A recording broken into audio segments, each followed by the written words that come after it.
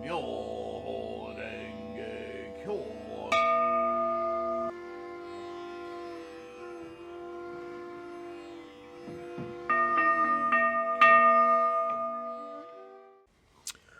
Namo Myoho Renge Kyo, Namo Myoho Renge Kyo, Namo Myoho Renge Kyo. Hello, friends. How are you? I hope you're in good health and safe. That's a big statement in the world today, so I truly mean it.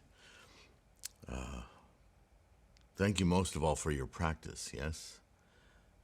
Somehow we have to have enough of us outnumbering the stupidity and greed and violence and backstabbing and, the three detriments of our modern era, yes, as Shakyamuni called it out: greed, anger, and stupidity. Anger, again, I will remind you, is about backstabbing, manipulation, that kind of thing. Not that's really the world of hell, right? We're going to continue. We did the last video I did on the Buddhism Reference was on Paramitas. And now we're going to talk about the Paramitas of Mahayana, the 10, usually I think 8, but there are 10 in Mahayana. And this is just, again, I will remind you, just prior to the ultimate teaching of the Lotus. So, again, there are terms in this book that I've included because there are a lot of translations that still use these older terms, even though they've been revolutionized in the Lotus Sutra.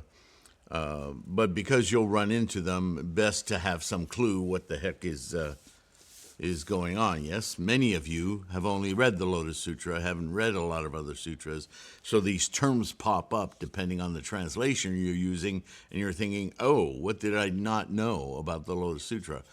It's not specific to the Lotus Sutra. These are terms that are from the earlier 40 years or so of Shakyamuni's teaching. Yeah, you'll recognize as I read these 10 paramitas, their naming conventions will alert you to, like, Perfection of Wisdom Sutras. That's the 10th paramita. So you'll see how they're tied to the teachings over time of Shakyamuni Buddha. I think you will. Perhaps I'll remember to point that out as I go. All right. The 10 paramita of Mahayana Buddhism. Mahayana Buddhism developed 6 paramitas, or perfections, early in its history, later, which came from pre-Mahayana. Later, this list was fleshed out to include 10 perfections. The 6 or 10 perfections are virtues to be cultivated and practiced on the path to realizing enlightenment. Right? We've already discussed that. Skill sets, yes? Although the 6 perfections are completely in themselves, the additional items in the list of 10 perfections add the dimension of the Lotus Bodhisattva Path, albeit through terms prior to the Lotus. A Bodhisattva is an enlightenment being, not an enlightened being, but an enlightenment being, yeah, in the process of, who has vowed to bring all other beings to enlightenment. The Bodhisattva is the ideal of practice for all Mahayana Buddhists. With the additional 4 perfections, we see the fruits of wisdom manifested in the world, the complete list of the Mahayana 10 perfections. Here we go. The first is the Dana Paramita, or the perfection of generosity. The perfection of generosity is about more than just charitable giving. It is generosity as an expression of selflessness and an acknowledgement that we all interexist with each other, without attaching to possessions or to ourselves bodily. We live to benefit all beings. You could say this is just a different description of Buddhist compassion. And it's not quite true that it's selflessness, more that that's a constant mindfulness that the idea of a self is an illusion, and that we are navigating in a world, the Saha world, where all sentient minds have this illusion of self, and with that awareness, we can behave without attachment to that idea, while recognizing that it is the fallacy from which most people operate. It's this seesaw of understanding, yes? The second, Sila Paramita, is the perfection of morality. Ooh, morality. The perfection of morality is not about living according to rules, although there are precepts, right? There have been, and they are important, but living in harmony with others, kind of a caboose, a tag along with the first one, isn't it?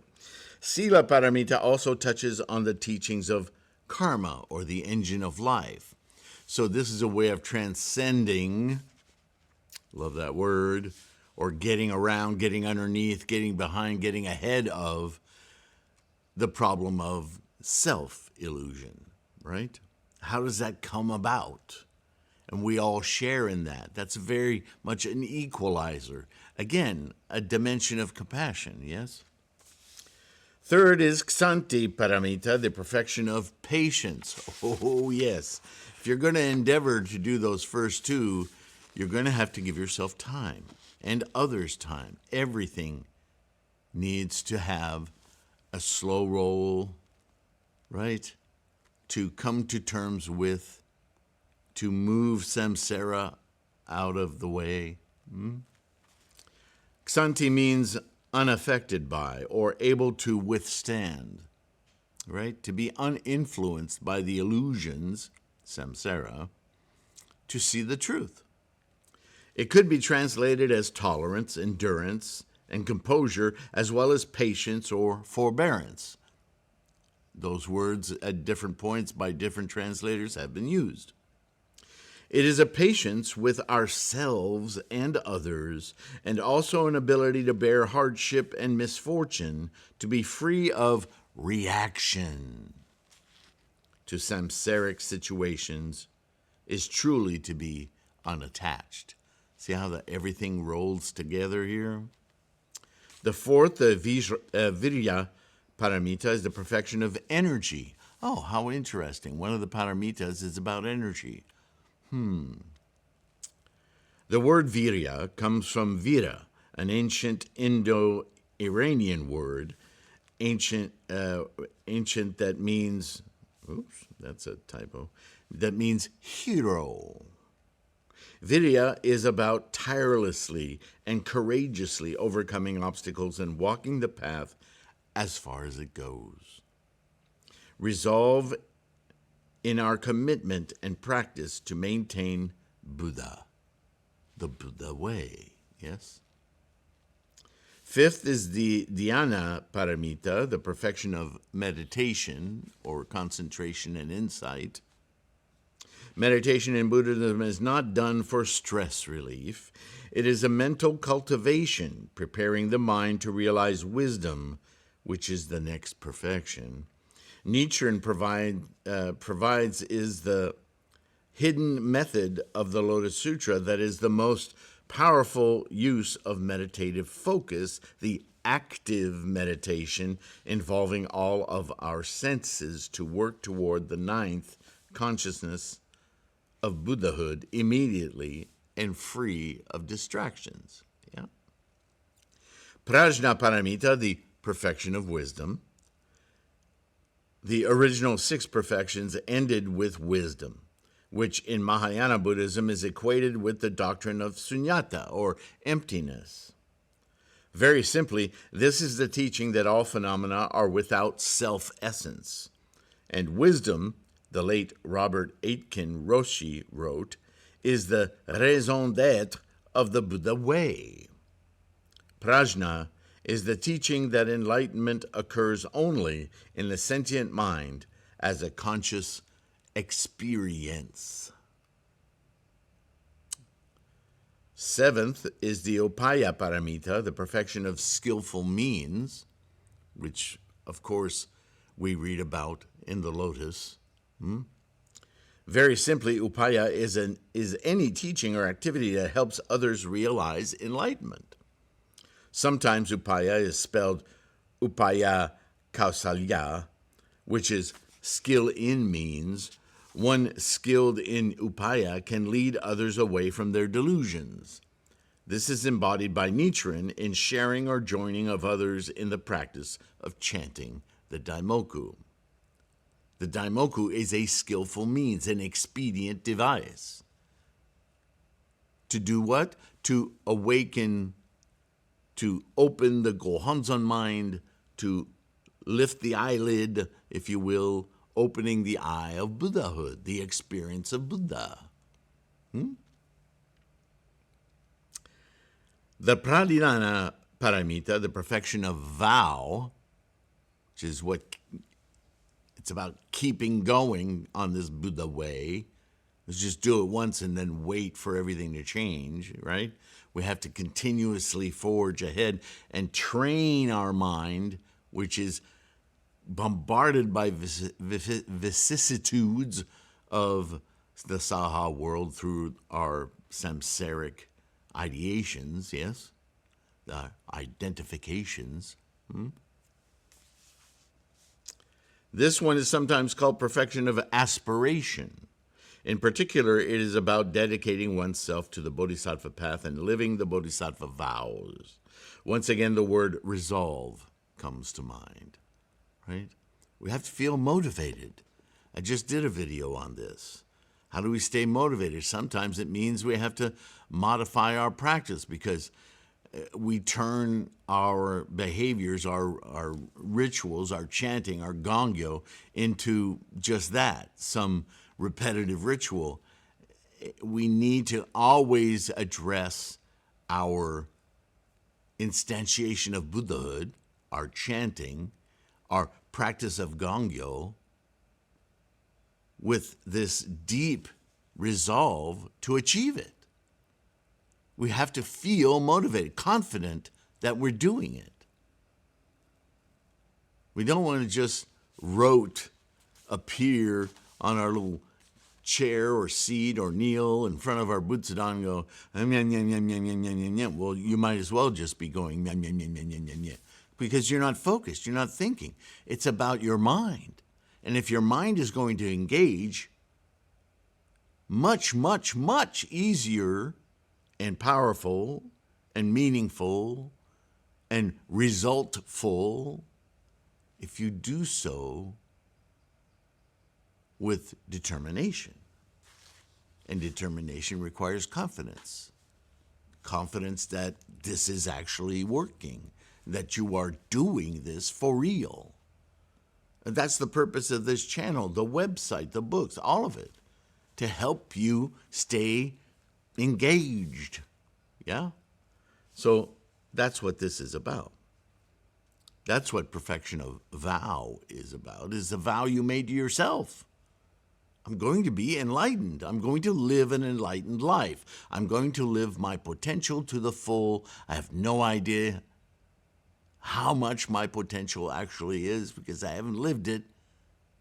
So bit by bit, I'm going to awaken my potential, and my life, my experience of life, is going to demonstrate that to me. I will experience it. Namo Myoho Renge Kyo, right?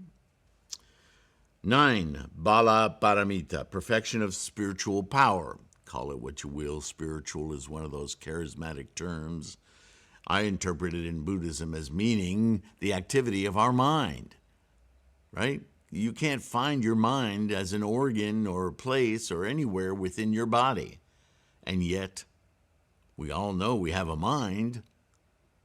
It's not strictly within the brain. The brain is a mechanism. It's an emergent thing, the mind. Spiritual power in this sense could refer to supernormal powers, such as the ability to read or understand minds. which we do every time we meet another mind. We're hard at work trying to understand it, negotiate with it, communicate with it. It's another mind, yes?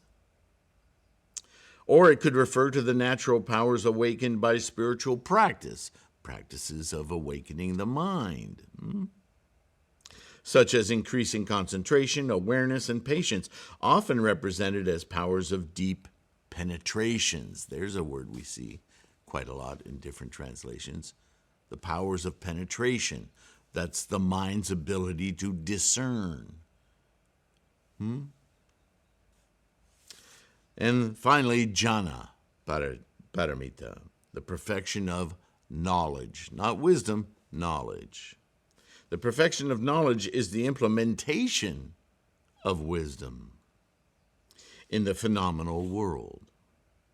We can think of this as something like the way a physician uses knowledge of medicine to heal people, right? The application of wisdom, which is how we develop skillful means or expedient devices. See how they all kind of meld together? This perfection also ties together the previous 9 so that they can be put to work to assist others to aspire to the Buddha way. Shoju or shakabuku are implementations of this, right? And you've heard me talk about this before. That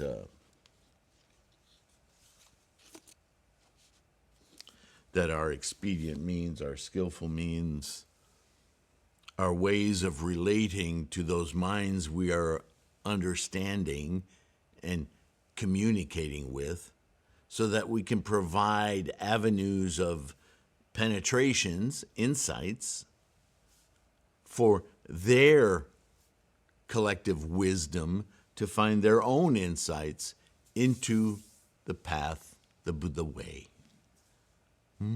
That as it relates specifically to their karmic freight train. We all have an abundance in common, but we have just enough that is slightly different, that there's just the only way to attain enlightenment is through our own effort. And as bodhisattvas, it is only through our compassionate understanding, insights, and will to facilitate for others that our path grows along with the other. And with that mind together, right, Itai Doshin, we all share in the same goal, Buddhahood. Namo Myo Renge Kyo. Thank you. Thank you for listening. Thank you for your practice. Thank you for your support to keep this resource alive and going, right? I've demonetized everything. It's useless, and all it does is provide obstacles to our learning. So, don't want all those ads and commercials. They don't make but a few pennies on them anyway. So, screw it. Get them out of the way, which means I rely on you. I rely on your likes and subscriptions to help provide more people with an avenue for supporting their practice, right? Growing the Sangha. I rely on your purchase of ebooks and print books. That's a biggie, right? The bookstore and the Gohanzen or Mandala of Gohanzen store. And patrons on Patreon and direct to PayPal. Bodhisattva Universal Worthy, all of you. So thank you. Thank you for that. Thank you for your practice. Keep it strong. Keep it confident. Right? And I'll see you in the next video. Promise. All right. Take care of yourself. Bye for now.